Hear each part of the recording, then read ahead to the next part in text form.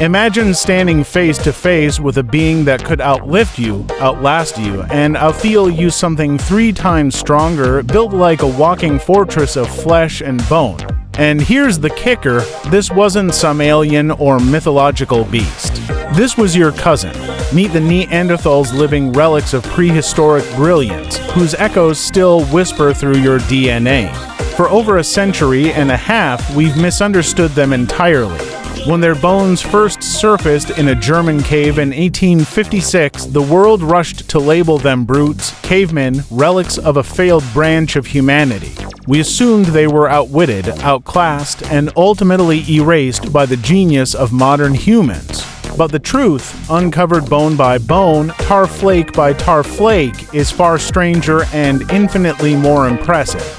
Because when we dig into their story, what emerges isn't some tragic tale of primitive misfits, but a portrait of evolutionary perfection. These weren't backward wanderers bumbling through the Ice Age. These were apex survivors, forged by millennia of hardship, shaped for endurance, resilience, and innovation in ways we're only now beginning to understand. Physically, they were engineered like survival tanks.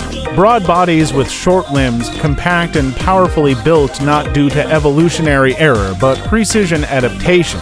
This design minimized surface area and conserved heat like an organic thermal blanket, ideal for surviving the freezing wrath of glacial Europe. And their faces. Those flared, prominent noses weren't just for intimidation, they were natural furnaces, warming and humidifying icy air before it reached their lungs. Their thick brow ridges shielded enormous eyes, designed for thriving in dim northern light. Their vision and spatial awareness were likely unmatched. And then there's the brain. Not smaller, not dumber, just different. They weren't wired like us because their world demanded different strengths. More of their brain was dedicated to processing visual information and controlling their immense physical frames. They may have had less cognitive flexibility and a smaller cerebellum, but they weren't less intelligent. They were adapted for tactical precision, environmental mastery, and sheer brute survival, not social maneuvering or symbolic abstraction. Their bones read like biographies of a life lived at full intensity. Crushed skulls, shattered limbs, broken ribs all healed. Time and again, Neanderthals walked away from injuries that would put modern humans in the grave.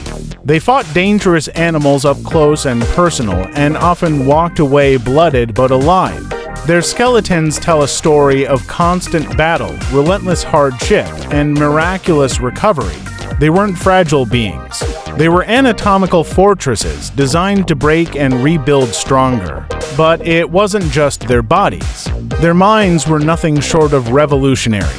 They created birch tar, a complex adhesive that required multi-step processing under oxygen-deprived conditions with temperatures held at exact levels. This wasn't primitive tinkering. It was the birth of industry, a calculated chemical process that marks the dawn of humanity's ability to manipulate nature with intent. Long before modern humans set foot in Europe, Neanderthals were industrialists, engineers, and chemists. In 2024, evidence from Gibraltar confirmed the extent of their technological sophistication. Hearths purpose-built to produce tar with precision were uncovered proof that these weren't happy accidents or random luck. These were results of deliberate, generational learning, the kind of cumulative knowledge that defines culture. And speaking of culture, forget the tired myth that Neanderthals lacked symbolic thought. Long before modern humans decorated caves or strung beads, Neanderthals were crafting eagle talon jewelry, collecting seashells stained with pigment, and arranging them with aesthetic intent. They painted on cave walls and places like Lapasiga and Ardale's designs that might be older than any known modern human art, pushing back the origin of creativity itself. They even gathered rare pigments and black feathers from across vast distances, suggesting ceremonies, status symbols, and beliefs far richer than we imagined. Still, art remains controversial. Some scientists question whether their paintings were abstract or accidental. But whether or not Neanderthals painted animals or gods, what's clear is that they were thinking symbolically. They were decorating, crafting, and expressing concepts once believed to be exclusively ours. Then there's their healthcare area where modern assumptions truly crumble. This wasn't survival of the fittest in the coldest sense. They cared for one another deeply, even when there was no personal gain. The story of Shanidar 1 is unforgettable. Blinded in one eye, crippled in one arm and one leg, his body riddled with disease, and yet he lived for decades. He couldn't have hunted or gathered. He survived because someone fed him, protected him, treated his wounds, and walked beside him every painful step of the way. This was compassion in its rawest form, a deep-rooted emotional intelligence we once thought unique to us. They even practiced rudimentary medicine. Dental analysis shows they cleaned their teeth with toothpicks. Calculus on their molars reveals they chewed bitter plants containing salicylic acid, the same active compound found in aspirin. These weren't lucky herbal flukes. These were treatments, pain relief, inflammation reduction, the beginnings of pharmacology. Could they speak? All signs point to yes. Their vocal anatomy was strikingly similar to ours, and their ears were tuned to the same frequencies. But more compelling is the genetic story. They didn't just coexist with modern humans, they interbred with us, successfully and frequently. That kind of integration across thousands of years suggests something more than grunts and gestures. It suggests communication, shared language, mutual understanding, and intimate relationships. Even so, the way their brains were structured may have shaped their speech differently.